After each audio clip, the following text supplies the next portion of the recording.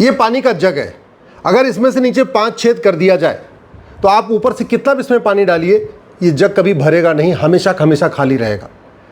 भारत के सरकारी खजाने का यही हाल है। नीचे से इसमें 3-4 छेद हो रखे हैं, घूसखोरी का छेद है, कमीशन खोरी का छेद है, अलग अलग छेद इसमें पड़े हुए, और ऊपर से वैट वाली बाल्टी डाली जा रही है, टीडीएस की बाल्टी डाली जा रही है, इनकम टैक्स की बाल्टी डाली जा रही है, जीएसटी की बाल्टी डाली जा रही है। बाल्टी भर भर के पानी डाल रहे हैं, लेकिन फिर भी ये जग भर नहीं रहा है, सरकारी खजाना भर नहीं रहा है। क्यों? क्योंकि छेद तो बंद ही नहीं किया जा रहा है। सच्चाई ये है कि जब भारत की जीडीपी 40% थी, आचार्य चाणक्य के समय में, जो चंद्रगुप्त यहाँ राज किया करते थे, उस समय ना इनकम टैक्स था, ना टोल टैक्स था, ना रोड टैक्स था, ना वैट था, ना टीडीएस था, simple one nation one tax था।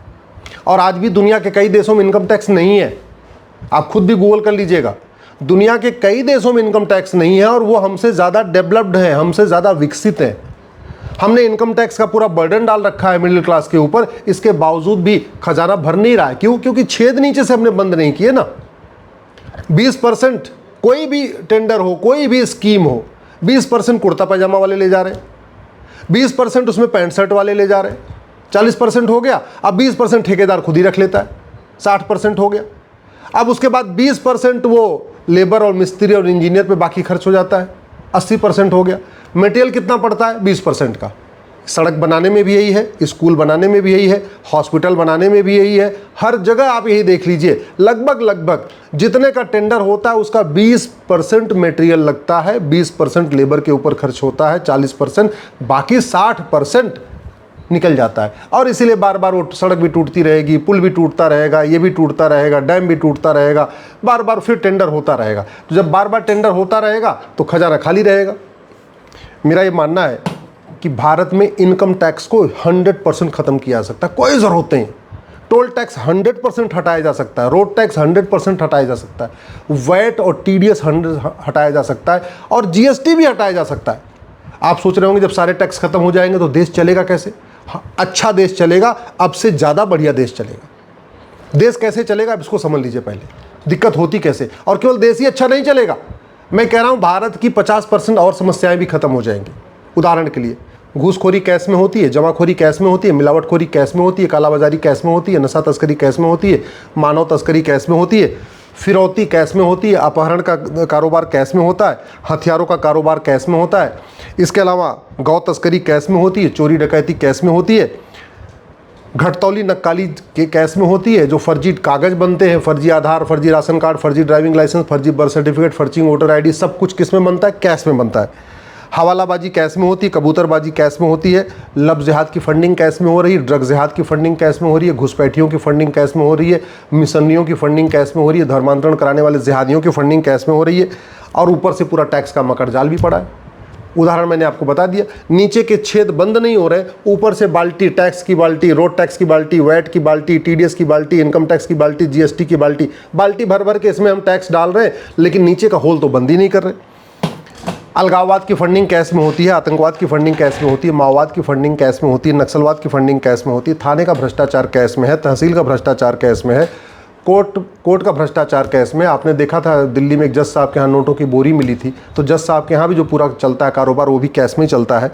फर्जी एफआईआर कैश में ही होती है, किसी को आप 2-4 लाख रुपए कैश में दे दो, वो आपके किसी खिलाफ फर्जी एफआईआर कर देगा। फर्जी गवाही, जो गवाही देते हैं फर्जी लोग, झूठी गवाही देते हैं, वो भी कैश पर लेके देते हैं। बार बार सड़क टूटती है, उसकी वजह से रोड एक्सीडेंट होता है, साल में 2 लाख लोग मर रहे हैं। अगर भ्रष्टाचार खत्म हो जाए तो वो भी खत्म हो जाएगा। ज़मीन का विवाद भी भ्रष्टाचार कारण होता है, वो भ्रष्टाचार का मूल कारण भी जो है कैश है। इसी तरीके से चाहे वो किताब माफिया हैं, चाहे कोचिंग माफिया हैं, चाहे हॉस्पिटल माफिया हैं, जितने भी काम चल रहे हैं ये सब किस में होते हैं? कैश में। खजाना खाली है और सारे अपराध भी हैं। अगर हम इस 100 रुपये से बड़ी नोट बंद कर दें, इसमें जितने मैंने आपको अपराध बताए, जितने अपराध कैश में होते हैं, ये सारे के सारे अपराध आधे खत्म हो जाएंगे। हमारे देश में 130 करोड़ आधार बन चुका है, 250 करोड़ बैंक खाते खुल चुके हैं, 55 करोड़ जनधन खाता है, गरीब से गरीब बैंक से जुड़ा हुआ है। सरकार कह रही है कि 80% लोग पर डे 100 रुपये से कम खर्च करते हैं। 83 करोड़ लोगों को तो मुफ्त में राशन देना पड़ रहा है। क्यों? क्योंकि गरीबी रेखा के नीचे हैं। तो 80 करोड़ क्या, बल्कि 83 करोड़ लोग पर डे 100 रुपये से कम खर्च करते हैं। जो 100 रुपये से ज़्यादा खर्च करते हैं उनके पास एटीएम, पेटीएम, भीम, UPI, debit card, credit card सब कुछ है। इसका मतलब उनको 100 रुपये से बड़ी नोट की ज़रूरत नहीं है। 130 करोड़ आधार है, 250 करोड़ बैंक खाते हैं, 55 करोड़ जनधन खाता है। जनधन खाता केवल गरीबों का खुलता है जिनकी एनुअल इनकम 50,000 से कम होती है साल की। किसान भी जुड़े हुए हैं, उनको किसान सम्मान निधि आ रही है। आदिवासी भी बैंक से जुड़े हुए हैं, उनको सीधे केंद्र सरकार की योजनाओं, केंद्र सरकार सीधे पैसा आ रहा है। अब कोई ये नहीं कह सकता कि मुझे बैंक जाता नहीं है, मेरे पास बैंक खाता नहीं, ये बहुत पुरानी बातें हो गई। तो यानी 5,000 रुपये से महंगे सामान का कैश लेन देन भी बंद किया जाता है। 130 करोड़ आधार है, हर प्रॉपर्टी को आधार से लिंक किया सकता है। आदमी चाहे स्मार्टफोन खरीदे, चाहे मोबाइल खरीदे, जो भी सामान 50,000 रुपये से महंगा है उसको आधार से लिंक करते चले जाएंगे तो साल में पता चल जाएगा अच्छा इस व्यक्ति की कमाई कितनी है और ये खर्च कितना कर रहा है। भारत में करोड़ों लोग ऐसे लोग हैं जो इनकम टैक्स देते हैं साल में 12 लाख रुपए पे। वो कहते हैं जी हम तो 1 लाख रुपए कमाते हैं और साल में कम से कम 3 करोड़ 4 करोड़ रुपए खर्च करते हैं। हमेशा बिजनेस क्लास में चलते हैं, 7 स्टार होटलों में रहते हैं, सब कुछ करते हैं, लेकिन वो सारा पेमेंट कैसे कर रहे हैं? कैश में कर रहे हैं। और वो आधार से लिंकिंग है नहीं, पैन से उसकी लिंकिंग है नहीं, तो सरकार को पता ही नहीं चल रहा कि एक व्यक्ति कमाता कितना है और खर्च कितना करता है। बहुत सारे ऐसे गोलगप्पा बेचते हैं, साल में 50 लाख रुपए कमाते हैं और टैक्स एक नील देते हैं, जीरो देते हैं, 1 पैसे का टैक्स नहीं देते। तो एक तरफ टैक्स का बर्डन पड़ा हुआ है, व्यापारी परेशान है जीएसटी से, मिडिल क्लास परेशान है इनकम टैक्स से, बेचारे ट्रक ड्राइवर, टूर ट्रेवल वाले परेशान हैं टोल टैक्स से, सब परेशान है। और इसके बावजूद मतलब कहते हैं बाल्टी बाल्टी बाल्टी बाल्टी भरते जा रहे, इसके बाद भी ये खजाना भर नहीं रहा है। और इस समय तो लगभग 225 लाख करोड़ का कर्जा हो रखा है देश के ऊपर। वो कर्जा कमी नहीं हो रहा, लगातार बढ़ता जा रहा है। समाधान इसका है 1 नेशन 1 टैक्स। सारे टैक्स खत्म कर दिए जाए, केवल एक काम कर दिया जाए, 100 रुपये से बड़ी नोट बंद कर दिया जाए, 5,000 रुपये से महंगे सामान का कैश लेन देन बंद कर दिया जाए, प्रॉपर्टी को आधार से लिंक कर दिया जाए। और जब 5,000 से ऊपर लेन देन बंद हो गया तो व्यक्ति मजबूर है, या तो एटीएम करेगा, या पेटीएम करेगा, भीम करेगा, यूपीआई करेगा, डेबिट कार्ड करेगा, क्रेडिट कार्ड करेगा, उससे 2% एक्स्ट्रा ले लिया जाए बस। यानी 1,000 का सामान खरीदे तो वो 20 रुपये एक्स्ट्रा दे दे, 10,000 का सामान खरीदे तो 200 रुपये एक्स्ट्रा दे दे, 1 लाख का सामान खरीदे तो 2,000 रुपये एक्स्ट्रा दे दे। अब जब सारे टैक्स खत्म हो गए तो किसी को भी 2% एक्स्ट्रा देने में कोई दिक्कत नहीं। और ये 2% सीधे सीधे सेंट्रल गवर्नमेंट के पास जाएगा।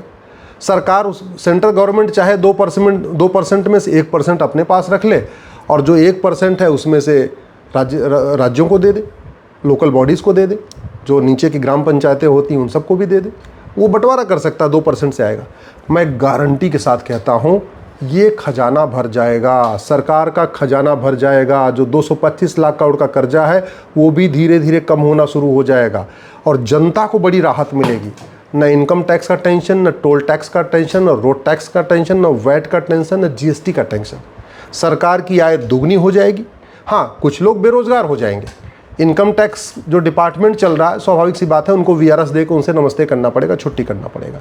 जीएसटी डिपार्टमेंट जो चल रहा है उनसे नमस्ते करना पड़ेगा, छुट्टी करना पड़ेगा। उनका ट्रांसफ़र कहीं और भी कर सकते हैं, ऐसी कोई दिक्कत नहीं है, किसी और डिपार्टमेंट उनको लगा सकते हैं, नहीं वीआरएस देना है तो इनकम टैक्स और जीएसटी डिपार्टमेंट और टोल टैक्स वाले कुछ और अपना अलग काम कर लेंगे, क्या ज़रूरत है। वैट वाले जो वैट पे काम में लगे हैं उनको भी कुछ नया काम मिल सकता है।